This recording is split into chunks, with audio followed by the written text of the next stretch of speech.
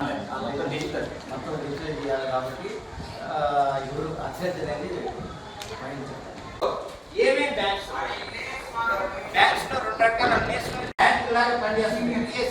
Primary agriculture ఉంది, మక్తాపురంలో road ఉందా లేదా అని అడుగుతాం. అడగని అగ్రికల్చర్ తర్వాత బిజినెస్ పరంగా ఆరోగ్యం సెక్షన్ 6 ఏంటండి ఇన్ఫర్మేషన్ అంతా కూడా బయటకు వెళ్ళేసి ప్రతి ఒక్కదానికి ఉపయోగపడుతుంది. కాబట్టి మన లెవెల్లో మనం పర్ఫెక్ట్గా చేద్దాం అని అయిపోయింది అందరితో మన పని.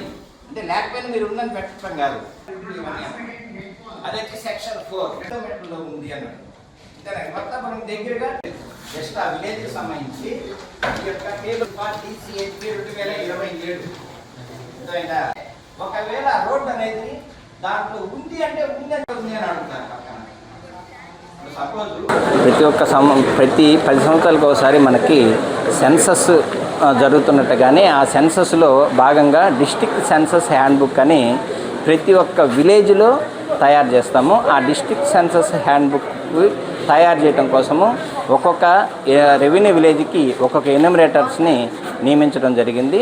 ఆ ఎన్యూమరేటర్స్ అందరికీ ఎన్యూమరేటర్స్గా village revenue officers next panchayat సెక్రటరీస్ని దాదాపుగా తీసుకున్నాం. అంటే ఆ విలేజ్ల మీద అవగాహన ఉన్నటువంటి వాళ్ళకి ఈరోజు ట్రైనింగ్ క్లాసు దీని పర్పస్ మీద జరుగుతుంది.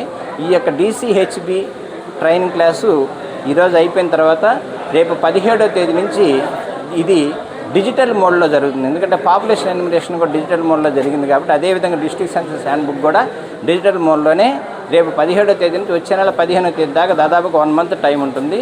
ఈ యొక్క 1 మంత్లో ఆ విలేజ్లో ఉన్నటువంటి మౌలిక సదుపాయాలన్నిటి మీద ఒక అవగాహన వచ్చి వాటన్నిటినీ కూడా ఈ డిస్ట్రిక్ట్ సెన్సస్ హ్యాండ్బుక్లోకి పొందుపరిచి దీన్నంతా మన విలేజ్ వారి ఇన్ఫర్మేషన్ అంతా కూడా మండల వారీగా తయారు చేసి ఈ మండల హ్యాండ్బుక్ని మనం డిస్ట్రిక్ట్ హ్యాండ్ ఓవర్ చేస్తే ఆ డిస్ట్రిక్ట్ సెన్సస్ వాళ్ళు డిస్ట్రిక్ట్ సెన్సస్ హ్యాండ్బుక్ని రెడీ చేస్తారు. ఇదంతా కూడా డిజిటల్ మోడల్లో జరుగుతుంది కాబట్టి ఏ రోజు ఇన్ఫర్మేషన్ ఆ రోజు మనకి తెలిసిపోతుంది.